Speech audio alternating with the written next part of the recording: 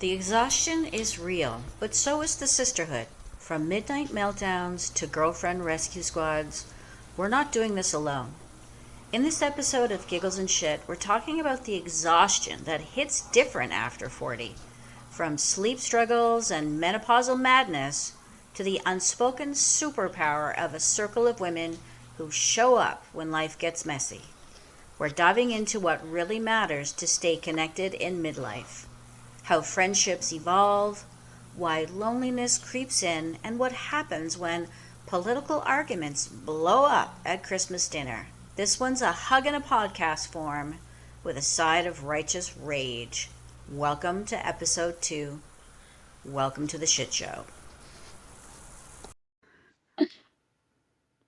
Hi, I'm Jill Button. And I'm Dianne Cross. Welcome to the Welcome Giggles to the and Giggles Shit and Shit show. Show. Oh, hopefully we have more giggles in this show than shit. All right. So, Diane, we got lots to talk about.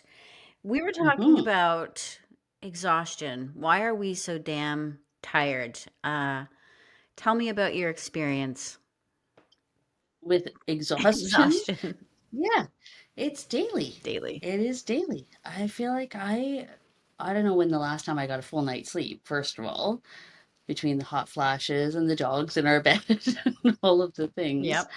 I think that's probably part of it. But I used to, as a younger person, be able to function on 4 hours sleep and do it multiple nights in a row and still stay up till ridiculous times in the morning and feel fine. Yes. And now I feel like after dinner, if I sit too long on the couch after about 8 p.m., I will nod off. It's like, yes, 100%. I don't know, as soon as you get comfortable for longer than 15 minutes, I am out, Yes. Yes. which terrifies Derek when we go on long drives. Like, are you supposed to be navigating? I am supposed to be navigating. I cannot. I'm not a good navigator anymore. If we're going somewhere longer than like 2 hours ish, I'm not your navigator. No. Use the stars, whatever you got to do. Navigate by the stars. Yeah. So I have to say that I have the same experience. I have a really nice big comfy couch and a Mhm. chaise lounge. So I have this one spot where I can like snuggle in. And like as I was waiting to get on the call with you, I was like trying to keep my eyes open. A serious need of caffeine. And it's disconcerting because I actually hate, like, unless it's like an afternoon nap, which I thoroughly enjoy on a Sunday. I don't like napping after dinner because I wake up invariably at like 11 o'clock, or Mhm. in a panic, realizing that, oh my gosh, the dog, what's happening with the dog? What's happening? Did I shut this? Did I put the food? And it's like a panic, and then I drag myself to bed, and then I'm awake, wide awake. And I'm a reader, so I read before I go to bed, and I'll read sometimes until 11 or later. And like you said, I also don't sleep well at night. I do take sleepies, which is bad, but I Mhm. do. Otherwise, I wouldn't sleep. And then I wake up at 3 o'clock in the morning and I go downstairs and I sleep on my big comfy couch. See, getting back to sleep is my superpower. Oh, I can wake up 50 times a night and be asleep again within 30 seconds, which also drives Derek bananas mm. because he does not possess that superpower. I snore as well, so I wake him up multiple times a night. He wakes me up from a dead sleep to tell me I'm snoring, and then I roll over, go back to sleep within a couple of seconds, and he's left to be awake for however long it takes him to fall back asleep. It's so weird because we truly are the opposite spouse of each other. Because Yes, we you're are. We should Peter. be a couple. It's the same. He'll come to bed at 1 or 2 o'clock in the morning wake me up, and then I have a heck of a time trying to get back to sleep. And sometimes, like I said, I just lie awake, tossing and turning, give up, and then go downstairs and sleep on my big comfy couch. Oh, well, yeah, my problem is I start to fall asleep on the couch early in the evening, early to me, which is 9-ish, Hmm. and then wake up, time to go to bed. But first, you got to get up, take the dogs out for the last pee, bring them upstairs, do the teeth brushing, face washing, all of the things, get into bed. And I can go back to sleep within minutes, but I don't stay asleep. There's the flip flopping in the middle of the night because you've had a bunch of hot flashes. Covers off, covers on, covers off, fan on. Then get up to pee in the middle of the night because that's going to happen before the alarm goes off for sure. Hmm. And it's just the constant cycle of broken sleep. Broken sleep to me doesn't feel like an actual night's sleep. Yeah, I agree. It's really not. Like I said, I don't get I if I can get back to sleep, I'm lucky, but I don't have a broken sleep. I usually am asleep for either I'm sleeping through the entire night and I'm lucky enough that Peter hasn't woken me up, or he's woken me up and I can't get back to sleep unless I go down to the couch and then I'll lay on the couch and I get up at 5 o'clock anyway. So Yeah, me for too. me, it's like either a solid, I'd say 7 hours because I go to bed at 10, or unless I wake up on the couch and then I'm reading until 11. But I generally do get good sleep and it's not broken sleep. I don't have to get up multiple times in the night. I'm not there yet. Um, but I do have a hard time getting back to sleep. That's definitely a superpower I wish I had. Yeah, jealous. Derek's very jealous of my superpower. Do you take any sleep aids to I don't actually, nothing. Um, and I don't take anything for the hot flashes either, Mhm. which I mean, I'm sure we'll discuss that on another podcast. But We will. they are, I think, getting better. I've started taking just a vitamin B supplement that has the entire B complex in it, Mhm. eating more sweet potatoes, and I don't find I have as many hot flashes in the evenings Mhm. as I used to. Mhm. I still have a bunch, but not, every 20 minutes or so like it was for a while there. Yeah. So I feel like I'm on the tail end, thankfully. Mm. Hopefully, solid sleep will come. I think I'm one of those rare people that I didn't really I mean, obviously I had to have gone through menopause, but it was very mild symptoms for me. I don't know if it had anything, and we have to talk to an upcoming guest that we'll be announcing soon about this, but I feel like I was lucky to get very mild symptoms and never really had, I mean, I had a very short period of time where I had hot flashes. What gives me hot flashes is red wine. If I drink, or alcohol, period. If I drink any alcohol or red wine, my temperature goes up exponentially. It's like having a hot flash. So it's even worse, right? Because I can't drink alcohol. Like, what the hell? That's your superpower. You got through menopause without the crazy hot flashes. Yeah, I'm jealous of that. yeah, I would take that over the not being able to fall back asleep quickly. yeah. So I've been the last year or so, I have really connected more with a group of girls that we went to high school with. And we're such a tight-knit group, especially my one girlfriend Laura, who we've been friends since kindergarten. So we're pretty much sisters more than we are girlfriends. Hmm. But we've started this policy where you can call a girlfriend's all hands on deck. Everybody gets a turn to call the girlfriend's all hands on deck.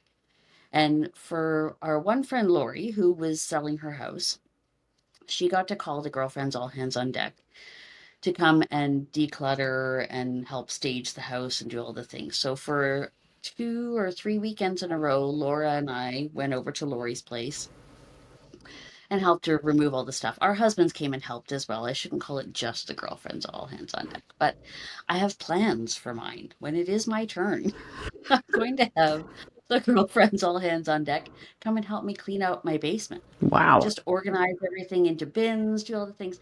Those jobs that are overwhelming and you think, I can't even possibly start this because it's just never going to get done. So when you have that many hands together doing it, it feels, first of all, it's kind of fun because you're hanging out with your friends, even though it's work. And it's way less daunting to have the support of all that many people helping you out. So our plans are everybody gets to call the girlfriends all hands on deck. And it's a great feeling to know that you have that in your back pocket. It's like a card up your sleeve, basically. So when it is my turn, I don't feel guilty about asking for help because you know that you're going to, at some point, reciprocate for the same people. That's And awesome. yeah, it's a great feeling. It's also the last little while we've been very on to the girlfriend check in. Hmm. So I'm sure most people have an app where you chat with your friends, whether it's Facebook Messenger or WhatsApp or whatever, and you have those people that you don't see every day or every week, but you still connect with every once in a while on social media. And we've started with this little, just somebody every couple of days will say, check in, how's everybody doing? You know, what's happened this week for you that's good? And the positivity of that as well puts you in such a great mood to hear, oh, well, I had this happen this week and I had that happen this week and the kids are moving back or this or that. Or it's just such a positive light in all of the nonsense that goes on in the rest of the world to have good girlfriends and have them be reliable and supportive. And it's just a blessed, blessed feeling. Yes, that you are absolutely blessed because not everybody has that. I know Hmm. that in our last episode, we were talking about this feeling of loneliness. And when I was doing research, looking at, what women of a certain age, Gen X, are searching for, watching on YouTube, etc., it is a lot about this feeling of loneliness and a loss of connection because like we said Yeah. before, we're sort of, we grow up, we meet the love of our life, hopefully. We, get married, maybe have kids, and you can lose connection. And the fact that you haven't lost connection with those friends really is a rare, rare gift. In fact, I was Yeah. watching this movie, I have to tell you, because I was going to bring it up anyway. There's this movie Okay. on Netflix called Firefly Lane. Have you seen it on Netflix or heard of it? I've heard of it. Yeah. It's actually I watched it's 2 seasons and I binge watched the whole thing. And it was a really great movie. It had Katherine Heigl in it. She was an executive producer. And it's about exactly what you're talking about, growing up with that that best friend, that group of friends who are there for you, through thick and thin, through whether it's ups or downs. In this particular character, one of the characters played by Katherine Heigl, she had a really unstable childhood. Her mom was a drug addict and was in and out of jail. Her neighbor across the street became her closest friend, and in her later years, she sort of always struggled with, not being the popular girl, kind of nerdy. And then later in her life, meeting the love of her life, and her this struggle to try to get together with this, her, what she believes is her one true love. I won't ruin the ending, but it's absolutely worth watching. Lots of tears. But I found myself sad that I never had. I mean, I had a best friend in high school, and we remained friends throughout our 20s, but we did have a falling out. And that loss of a friendship, even though we tried to reconnect, I do feel that loss acutely. I don't have that best friend that I know will bury a body for me. Oh, I would definitely help. I mean, I'm not that strong, but I would dig. Well, that's good to know. But your connection with your circle of friends. I mean, we're friends and we've been friends since high school, but Yeah. I mean that, somebody who you've known since you were, in kindergarten, right? And that sort of Mm. really close group of women who, like you said, you can call in all hands on deck. That's an amazing gift that you have. Yeah, I'm very lucky. We all are. And it's funny when we have our little check-in moments on WhatsApp or Messenger or wherever we are keeping together. Everybody inevitably says that in our group chats. I count myself very lucky to still have you ladies in my life. And we're also very lucky that we haven't lost anyone, knock on wood. Yeah. Yeah. We're getting to that age where things happen. But yeah, it is. I'm extremely fortunate and very grateful. Yeah. There have been obviously people who we've gone to high school with who have passed away, and that in itself is is shocking to me because I don't picture myself as, being older. No, no, Like me I don't either. like I feel like I'm still in my 20s or 30s, and so losing people this age in our 50s just for me feels a bit No, shocking. And we've lost a yeah, few people in sort of the high school group who all went to school together from, cancer, and one was, unknown circumstances. And I think others have, there's one I can remember who drowned. It was pretty early out of high school that it's happened. Just losing people in your group, even if they're not close friends. And we've been lucky enough, like you said, to not lose anyone who was really close.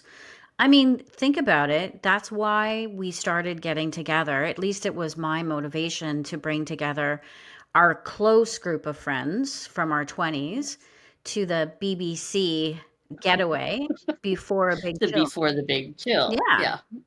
I Mhm. mean, that's the whole catalyst for me was watching the big chill, seeing the group of friends who came together because one of their friends, I think he committed suicide.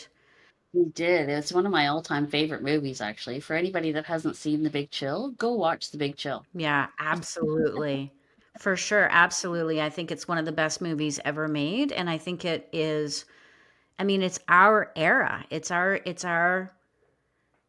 group. Like we're all so close, and you just lose track of each other over the years for whatever You reason. do. And I think there were other factors. My dad had just passed away, and I was feeling acutely a sense of loss. And then another close friend of ours, mom passed away, and we saw each other at her funeral. And I knew at that moment that I wasn't going to wait for one of us to die to bring our group together. So, what we're talking about is an annual get together that we would have at my cottage. And we did it for a few years. And unfortunately, that I sold my cottage. But just that first year in particular was probably one of the best memories that I'm going to have, getting Was a together great weekend. with all of our friends and acting like we were in our 20s. We tried. We tried. We tried. There was some beverages and some bad behavior, and I mean, not bad behavior. Nobody was mean to each other or anything, Mhm. but yeah, staying up too late and dancing around the bonfire and all the things you did when you were 20, Yep. only we were a smidge older. Yep. But yeah, it was a fabulous weekend. Yeah, it was a lot of fun. I do miss that. I think Tim is trying to reinvigor the weekend getaway. I know he's trying to get friends to come up to his cottage, so maybe we'll have to relocate the BBC to Tim's place. All right. Wherever it is, it's the people that matter. Exactly. It doesn't really matter. And so your friend group, when are you having your all hands on deck? And Well, so here's the I move thing. away We're all a so little I bit, don't yeah, have to we're all a bit neurotic, I think, about clean houses and things. So I'm one of those people that before I have everybody come over, I will do a massive clean and then declutter everything. Yep. So I haven't set a date yet. I do know for sure what it is that I want to accomplish. So, and that's what I was saying before. The nice thing about it is normally I would hate to even ask for that kind of help. You know, it's not something that you ask your friends to do anymore. Yeah. It's not it's not something, it's not like you don't ask your friends to help you move anymore. You hire a mover, right? It's not that kind of That's so thing. funny that you should say that, right? Because Pete literally said, "Do you think Shannon's friends, if I gave them some money, would help us move?" And I'm like, "No, they're in their late 20s. They don't want to move Shannon's parents. Like, no." Yeah, we've all done it. We've all helped each other move. I don't even know how many times. You used to just do that every time somebody moved out of their one apartment to another apartment. You bought everybody a couple cases of beer and some Kentucky Fried Chicken and called it a day, right? Exactly. But time is, the older you get, the more worthy time is. That's not the word I'm looking for. It's Precious. precious. It is. Hmm. And I feel like it's because you feel the clock spinning faster and faster and faster as the years go on. Yeah, And so when time becomes that precious, you don't want to spend it doing things that you don't want to do, exactly. including helping a friend move, cleaning out somebody's basement, all of those things. But in our girlfriends all hands on deck, you really don't feel bad about asking because, first of all, you're going to have a couple of turns yourself Hmm. doing the girlfriends all hands on deck. Yeah, And it is kind of fun. It's an excuse to get together. It's, you play a bunch of music, you put out a charcuterie, yeah. you know, Yeah, I mean, talk it's about a silly like you said, things. it's a good excuse to get together and stay connected. It is. So, Yeah. what is the secret of staying connected? You said that, you've got check-ins, but what do you think is that thing that has really kept you together all these years? Well, that's the funny thing. Not all of us have been always connected. So Laura and I mean, she's the one that I've been friends with since kindergarten, Mhm. have always been connected. Laura moved to Nova Scotia when we were 12 Mm. and for about 4 years. I went out there to visit her. She came back here to visit me. We always stayed very connected. It didn't matter where either one of us was living. Mhm. There are a couple of girlfriends that we didn't lose contact with them, but we didn't hang out with them as much Mm. until a couple of years ago. And then we started, reconnecting on Facebook. I think because you start to have a little more time to spend once your kids are a little older. You're not rushing around driving them to sports events and all of the things when they're at that age where they're fully independent. And you start to realize, oh crap, the kids are gone. What am I going to do? Do you reconnect with some people and just keep it together? And then it started with just at the tail end of when COVID was sort of waning. I was looking at vacations and I wasn't quite ready to do a full resort where you have to eat at a buffet and it's all too peoply. Peoply. And I started peoply. Peoply. So I started to think I would like to get away somewhere, but I would like it to be with just the people that I want to spend time with. Mhm. So there was 4 couples that went. I found a great Airbnb in St. Lucia. Mm. We all paid for our own flights and chipped in on the Airbnb. And when you do it that way, it becomes a lot more manageable. You get to live like the rich and famous without being rich or famous. Mhm.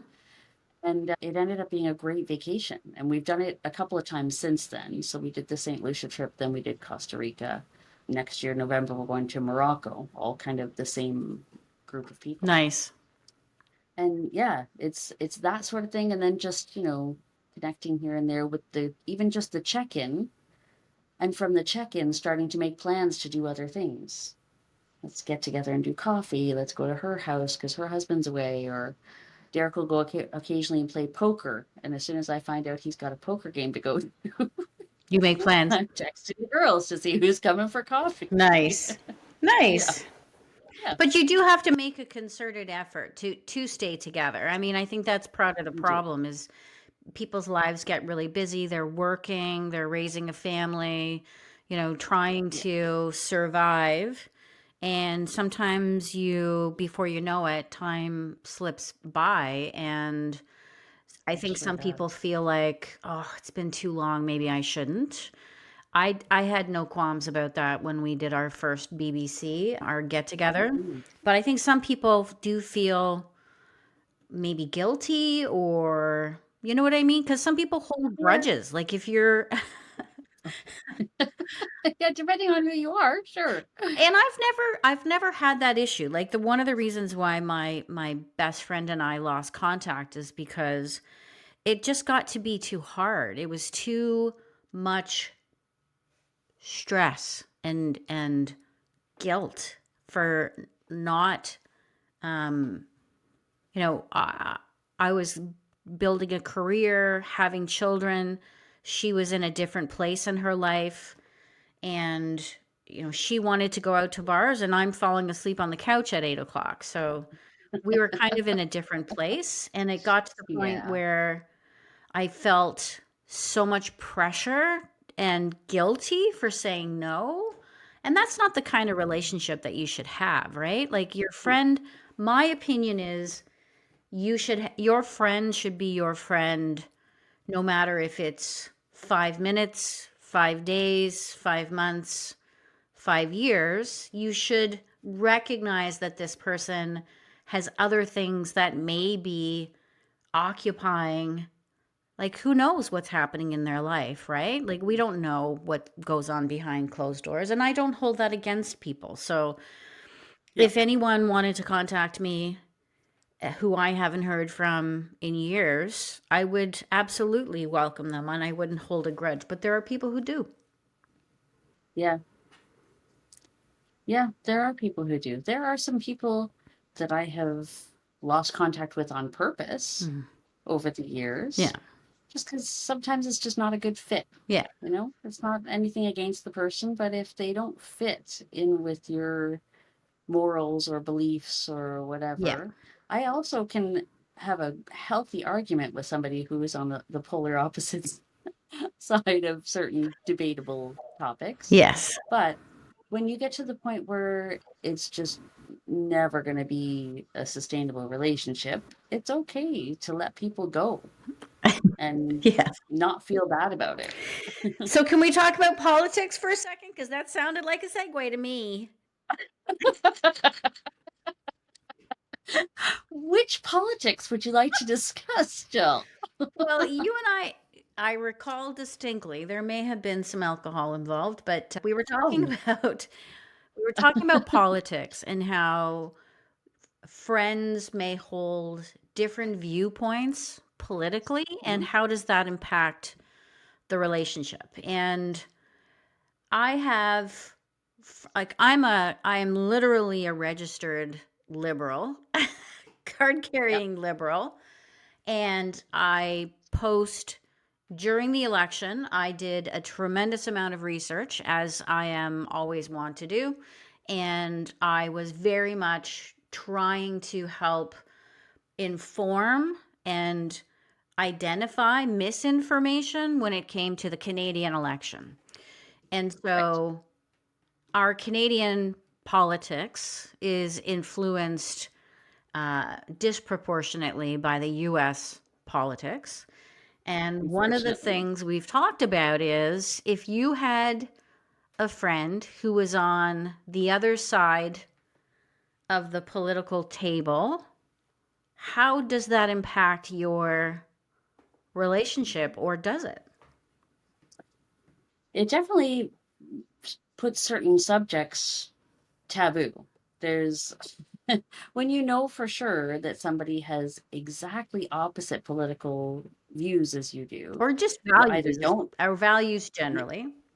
yeah, well, you either just don't discuss it, or you feel at that person as to whether you can have a discussion that isn't going to turn into a rock'em sock'em blowout. Yeah. Not that I want to be a violent person, I'm really not. But I do understand how people it's just such a polarizing thing when you have exactly opposite views, and that's what it tends to be. It's not just a little bit I'm in the middle and undecided. It's either I am very left and you are very right, and we can talk a little bit about our differences, or we just can't discuss that at all. It just can't come up. Hmm. Funny enough, it affects family. And Yeah. in my husband's family, there are different political views. And I am a believer that everyone is entitled to their own beliefs and their own opinions. There's certain things that I do have a problem with when it comes to things like, you know, imposing your own values or political views or religious views on someone else. And I believe strongly that you should be accepting of all people. And even if they don't agree with your views, I don't think that they have the right to hurt somebody. And it happens in friendships, but it also happens in family. And there happened to be a fairly heated conversation leading up to Oh dear. the Canadian election, both online. And I'm not one to engage in, Twitter or Facebook wars. I just don't have the time or the energy to engage in that. But this happens to be a family member. And there was some heated debate, both online as well over Christmas dinner. Oh geez. It was still respectful. And I ended up seeing there was a birthday party for one of my nieces, and it's as if it never happened, which for me, like you said, there's certain things that you just don't talk about. So I was happy that we were able to get together as a family and just not talk about it, and not like, I respect this individual who I happen to, and there was a few of us sort of getting into it, but I respect my family. I love my family. And but I was grateful that we didn't have to rehash it, and that it didn't create this chasm that we couldn't bridge. So Yes. have you ever had a similar situation? Because I know that you're also very strong minded. Me, I tend to know by certain cues what way certain people lean. And I the only time that I would ever have a political argument with somebody that was on the opposite side of the fence with me is if I felt strongly enough that I had evidence that could potentially sway them. And I don't think that happens very often. It really doesn't. So to me, I'm very non-confrontational. And I feel like if you get into discussion with somebody that you know is exactly on the opposite side of the fence, and you're not going to sway them or change their mind, then the only thing that you're doing is getting into an argument that can't be won by either side. It's Mm. not going to ever be resolved. So it's better just to not have that discussion. You could be open minded and have a discussion, hopefully, that doesn't turn into an argument, depending on the person that you're talking about. Yeah. And I tend to have a good sense of people in which people you can have a debate with Mhm. without it turning into a heated argument where people's feelings get hurt. Because people's feelings get Yeah. hurt. Yeah. They really do. Yeah. I agree. I like to avoid that at all costs. I agree. I agree. And I think because of my profession, so negotiating, debating, researching, I love a good debate. I love a good discussion, but not everybody can engage in that kind of discussion. Hmm. And like Peter in particular, he gets really uncomfortable when I start talking to people about certain things. Remember we were talking about the eye roll? Like, oh, shoot. Oh, there she goes. And if there's Yep. if there's alcohol involved, then I appreciate that, because I do sometimes, become impassioned in the conversation. But I do think people should be able to have a debate without shying away from it.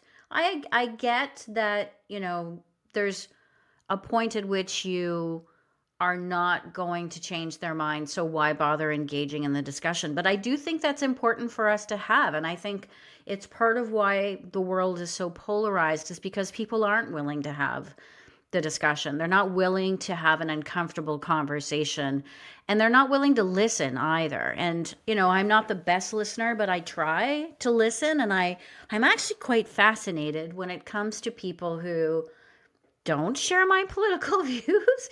So I do try to understand, and I get frustrated when they are in a discussion with me or a debate and they're spouting facts that are not true. And that's when I get really passionate, because I do everything I like, maybe, not every time, but when I'm online or if I'm in a conversation, I'm not going to say something that I know is inaccurate or that I haven't Right. researched. Like when I was putting posts out there for Mark Carney, as an example, I was researching thoroughly, had woken up at 5 o'clock in the morning and researched all of these topics, right?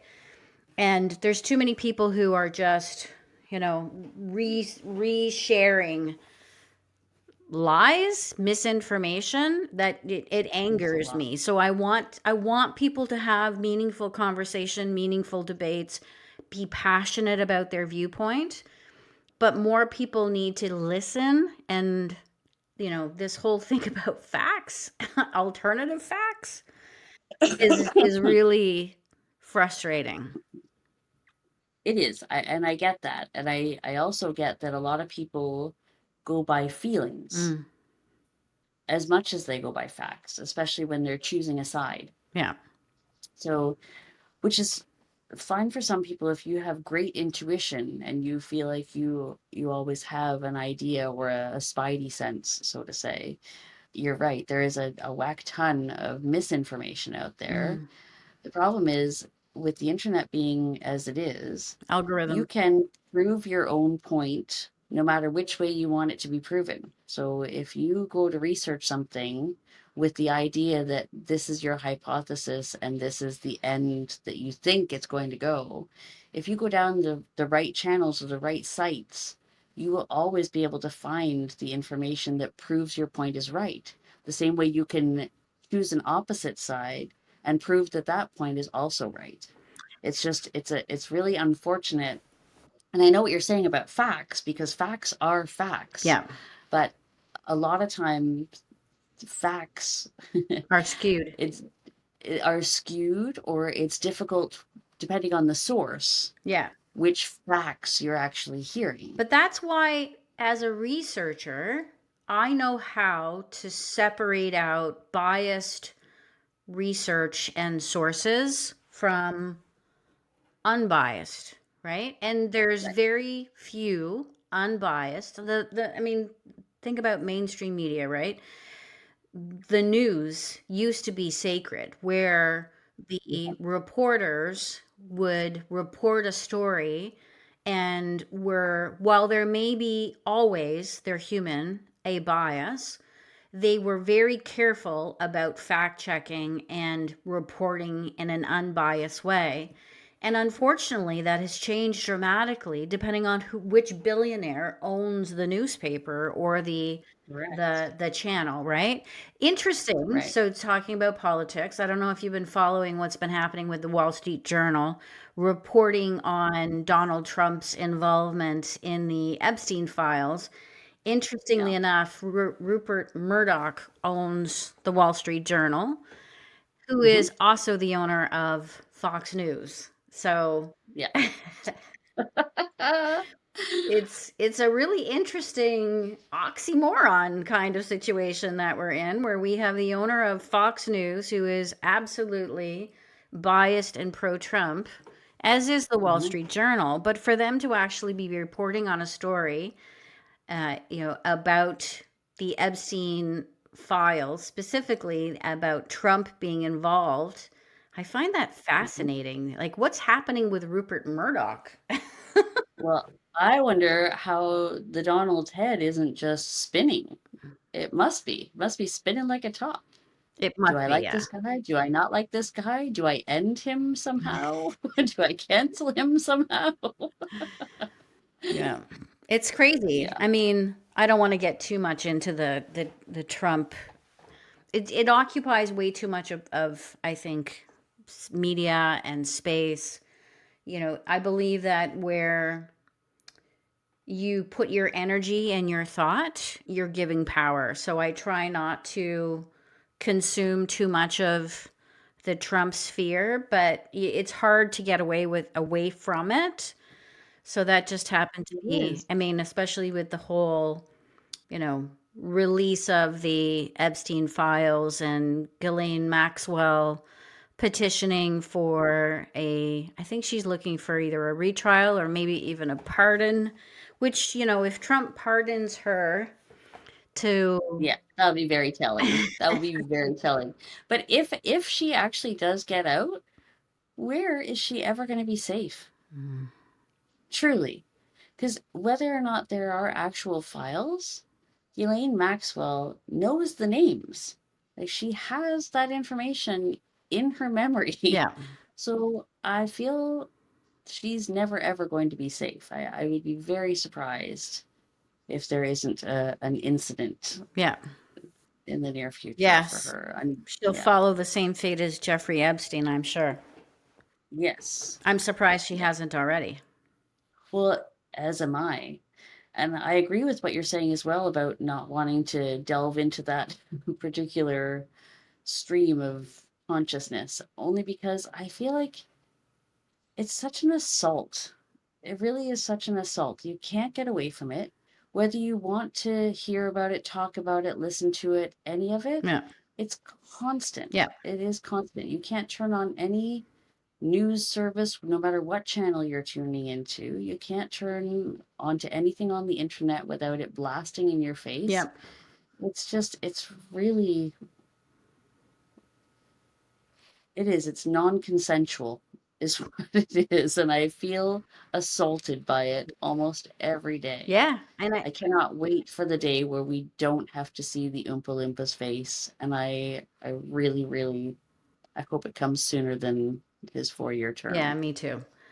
Me too. And, it would be remiss if we didn't mention the mental health effects that it has. I think, especially for our generation, Gen X in particular, like we're raising children or we have raised children, and women in particular carry the weight of the world on their shoulders. And I think, we're contending not only with the political ramifications and impact that the US administration has on Canada, but we're also dealing with a world where I don't think people feel safe. And I Yep. think our generation is impacted more so than many others, right? I think Yeah. we've seen from history other events that have impacted the world in a negative way, but I don't think I've ever seen anything in my, you know, time on the planet, Mhm. something that has had such a profound and unsettling impact on the world. Like when 9/11 happened, I had this wave of fear come over me. I was traveling. I was Mhm. actually traveling when 9/11 happened. I was on an airplane days before, Okay. and there were warnings in the United States, 'cause I was in the United States when it happened, or not when 9/11 happened, but a couple of days before. And I remember this wave of fear and uncertainty and just unbelievable, uh, just I I can't describe the feeling. It's almost like when you have this fear and suddenly the hair on the back of your neck stands up. It's like that fear that was It's overcoming. dread. I feel like we're living through that every single day. Like the Yeah. hair on the back of my neck is standing up at attention 24 hours a day, and I fear for the world. And that has to have a profound impact on my mental health, which is why I have to stop watching the news. But I think a Yeah. lot of people, right? Like this generation in particular, I think we really carry that in more so than I think other generations. I feel like I don't know if it's a catch-22 situation, whether the chicken came before the egg, but I feel like because our generation is so much more open about talking about mental health, I don't know if that has made it just so much more out in the open that we know about it, or if it's opened floodgates because now it's okay to talk about mental health, it's so much more prevalent. I've never known another generation, like you were saying, that has such a struggle with mental health. Mm. I myself am very lucky in that regard as well. I don't have any sort of diagnosable issues. I have sadness just like everybody else Hmm. occasionally, but I don't feel like I've ever gone through an actual depression or anxiety or things that, you actually need to speak to a professional about. But I feel like I'm very few and far between in that aspect. I when you talk to people and really talk to people that are willing to give you that amount of information about themselves, Hmm. there are more people, I think, on antidepressants that I know now than aren't. I feel it's gotten to the point where I had a girlfriend of mine. She was a very young mom, and she had some struggles from early childhood all the way through. And when it wasn't until she was in her sort of late 20s, went to see the family doctor about what she thought were stomach issues, and went through a battery of tests and unnecessary surgeries. And finally, the family doctor said, I think this is a mental health issue. I think you need to speak to a mental health professional. And sure enough, didn't they put her on an SSRI? And she felt immensely better afterwards and said, I could have been a better parent if I had known about this sooner. I could have been a better wife. I could have been, there was a whole lot of coulda, woulda, shouldas. Hmm. But when she asked her family doctor about it and said, oh, no, no, I don't think I want to take antidepressants. And her family doctor said, oh, we hand these things out like candy now. And first Really? of all, that statement should be alarming. Hmm. And I get that maybe it's more necessary to be writing scripts for more antidepressants if that's the need nowadays. But to say I hand them out like candy makes the hairs on the back of my neck stand up. Yeah. That makes me feel like, why? Why is that? Why are we handing out prescriptions like candy of any sort? And it wasn't like that Yeah. when our parents were, but were they just having the same anxiety, the same struggles, and not talking to anybody about it and not getting diagnosed and not getting any help for it? Hmm. It just makes you wonder, what the difference I is. think this is a great topic, Dianne, for us to bring up and maybe bring in a professional to talk about it. Because I do think it is something that a lot of people struggle with. And I do think that Yeah. there is a prevalence of mental health issues at every generation. The younger generation I know are struggling as well. I can speak for my own self. I do suffer from anxiety. I'm not prescribed medication. I just take CBD, which is awesome. So you self I medicate. That's self great. medicate.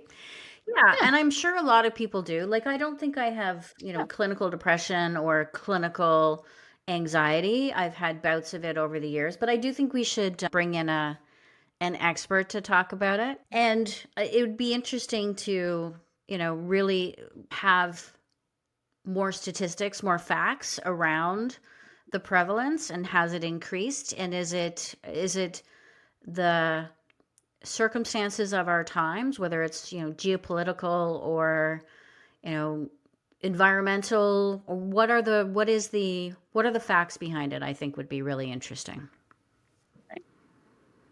I have a theory. And I know we do need to speak to a professional about it, but don't you feel a little bit that, especially with our kids and our kids' friends, a lot of the struggles that they have are from isolation? Mm, There's not enough human interaction. I That agree. that whole generation that we raised don't know how to talk to people face to face. If you watch your kids and my kids and our friends' kids interact with each other, It's so different than the way that we talked to our friends when we were that age. And I get that that's a generational thing and that they're maybe not talking the same way that they would if we weren't around. I But know. also, I think it's a when I think it's a great observation, and I actually totally agree with you. Again, need to get some facts around it, but I do Mhm, think even if you look at and compare the generations, our generation, we were the streetlight kids, right? The latchkey kids. right. We were the ones who, got ourselves dressed and went to school in the morning. I know I did. Like my parents Oh, worked. 100%. I was Yeah. very young, probably 6, 7, when I was getting myself ready for school, getting myself on the bus. I would play with my friends after school. Street lights would come on. You knew that was the time to go home. And Mhm. we spent 90% of our childhood outdoors playing, right? Yes. And the way that Together. you made friends, I remember being new. I think I was again 6 or 7 when I was living in New Brunswick with my family. We'd bought a restaurant, and that was our life. That was the center of our world. And I didn't know anyone. And all of the neighborhood girls came to the restaurant and said, "I think you have a girl here. We want to be her friend." Oh, that's adorable. That's how I met my early childhood friends from like 7 till 12. Oh, Funny enough, I'm still in contact with one of them on Facebook. But that's how we did it, our generation. And I can yeah. use the example of my youngest child, Sam, who was going to college during the pandemic, even just growing Mm, up in public school. We did in our little neighborhood have similar kids were playing outside, but as they were growing older, there was less of that. They certainly weren't yes. out riding their bikes. They weren't waiting till the streetlights come on. And then with the pandemic, I think it became exponentially Yes. worse. And Mhm. Sam would say that they feel robbed of their college experience because of the pandemic. And then there's it's not a secret for them that they suffer from anxiety for sure, and I think that's prevalent in that generation for sure. Well, it's so isolating, even before the pandemic. And I think part of that is because we raised them differently. They didn't have the same We safety screwed them as up we did. badly, apparently, is what you're Right? saying. But what were our choices? You couldn't let your kids, when our kids were young, just go down to the park, a kilometer away on their bike and hope that they came back and that no stranger picked them up or tossed them in the big white van, Yeah. When we were kids, that was never heard of. We No. didn't hear about kids being abducted. So maybe that's something else to discuss too. Was it happening and we didn't know? It was Because happening. I was it had to have been, right? well, I But we just didn't know about I, it. I knew about it because I was almost abducted when I was 5. Oh, good Christ. What? I'm not lying, and I'm not laughing because it's true. I was living in Scarborough, and you brought it up, so I'll tell you the story. Not nobody Oh, know, like, I don't tell this story, and I was not abducted, so I can tell the story without well, you're trauma. here, so yes. When I was 5, I was living in Scarborough. My best friend who lived beside me, her name was Squeaky, and Squeaky and I were out front. I know it's a cute name. She was my best friend. Yeah. Anyway, we're playing out front in the front yard, and this Volkswagen Beetle bug drove by, and we lived on a dead end street. And then it came speeding back when we're still playing, stopped, and a guy was holding flowers out the window saying, "Hey, come get some flowers." And Squeaky got up to go grab the flowers, and I grabbed her. And my mom just happened to be looking out the window when this was all happening, and then came out onto the porch and went, "Hey," and screamed at the guy. And then he Mm. sped off. So, yeah, Oh I my was God. almost abducted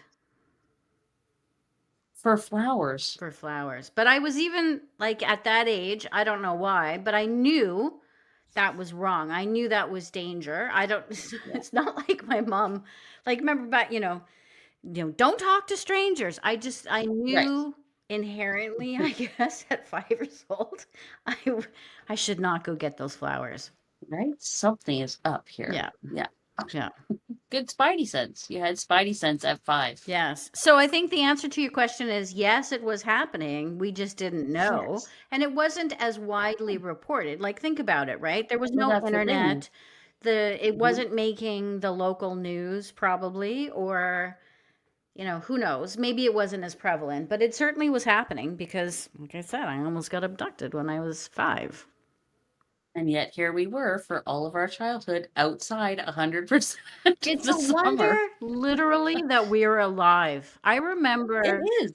when my parents had a restaurant, as I was saying, we had a house that was about a kilometer behind us. And my mom and dad both worked at the restaurant. So there was no adult supervision for me. And if unless it was my brothers and sisters, but my brother was only a few years older than me, and my sisters both worked at the restaurant. So there was literally nobody supervising me at like 5 and 6, 7 years old. And I could either walk through the woods at night to get home because I got sick and tired of waiting for my parents because it Right. closed at midnight, or I could walk 3 kilometers on the road to get home. But I was still in the house by myself. Like that was normal for our generation. At least it was normal in my family. Wow. Wow. Yeah. See, I remember, speaking of lucky to be alive, some of the crazy childhood nonsense that you got up to, looking back, thinking, "Oh, how did we not know that that was a bad idea?" Yeah. Like Laura and I, because we've been friends so long, once upon a time used to go out because you were supposed to be out all day, but we would high trek it all the way down to kilometers and kilometers away, trudge through forests, try to make rafts out of old pallets that we found, like shipping pallets, and paddle across ponds and stuff. And then when new construction happened in town, that's where everybody played hide and seek Yeah. in construction zones Yes. that were specifically roped off because they were dangerous. Yes. There were pits and holes and all kinds of things that, and here we Here are, we are. unscathed. Thank God. Yes. Yes. We are the generation whose parents smoked in the car while we were in Yep, with there. the windows up because you didn't want to let out the air conditioning. Right. And no seat belts.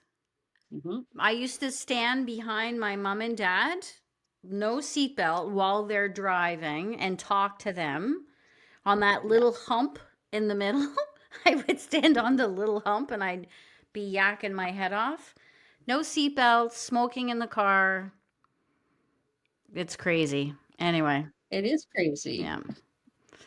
So, what's coming up on the show? We've got Dr. Fiona coming up once we can get her booked Mhm. in and confirmed.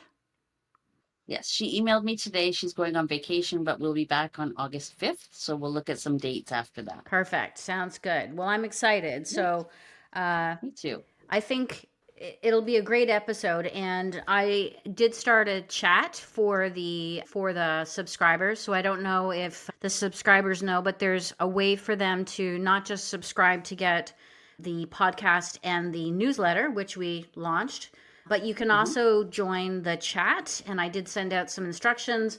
If you're interested in understanding how to join the chat, we'll be sending out more information about doing that. And in the chat, you can actually post your questions for Dr. Fiona, what you would like us to ask her on an upcoming episode in August. Excellent. The other thing we have going on is the shit list. I don't know if you saw, but I was posting some items on the shit list. The shit list is basically the shit that makes us scratch our head and say, what the fuck? Like, what? Anyway, check it out. Go hit up the chat and join the chat and tell us what's on your shit list. Diane, anything to add? Anything on your shit list or anything in the crosshairs? Oh, is that going to be a segment someday? I Totally so gonna hope be, so. as is the hot button, but we have to figure out how to work that into the show. Mostly my shit list lately is honestly just the cost of everything. It's making me crazy. Yeah. You know, you try to eat healthy. Healthy food is just 10 times more expensive than crap, Yeah. unfortunately. So it's a daily struggle of trying to eat without having to remortgage your house. Yeah. That's on my shit list. Yeah. I mean, eating, but everything is more expensive. I was out Yeah. on with Shannon. I was looking at furniture because when we're moving into our new house, my big comfy couch has seen its better days. So I was looking at couches, $7,000. Like, Mhm. what? I would never. This woman, I walk into one of the big box stores to look at a couch, and she hands me this flyer, and she's like, you can customize it, any fabric that you want, any configuration that you Nice. want. And I looked at the price, and it was literally $7,000, and I said, I'm not up for buying a $7,000 couch, thank you. And I handed her the brochure back. Good for you. Well, they 7,000? people need to know. You know what? And I feel like because the companies have gotten away with it for so long, they just keep increasing prices exponentially, and we just keep paying it and paying it. That's the thing. How does it ever stop or return to any sort of normalcy It unless there's worldwide boycotts of things exactly. or Exactly. That's I just exactly how it works. It's the laws of supply and demand. And so what's going to happen is people are going to look at secondhand. They're going yeah, to look at, getting more life out of what they already own. I may keep my big comfy couch because I'm not going to spend like even yeah, $3,000 for a couch. I find offensive. Maybe I'm yes. cheap. It is offensive. And you need to sleep somewhere, Jill. You need that big comfy I need a big couch. comfy couch. Anyway, so coming up again in the chat, post your items of the shit list, anything you would like us to ask Dr. Fiona, or any of the shit that's bugging you. Feel free to post. In joining our crazy Gen X generation, you can hook us up on GigglesnShit.substack.com. You can subscribe, it's free. You'll also get a podcast, audio, newsletter, and us. So there's lots to love.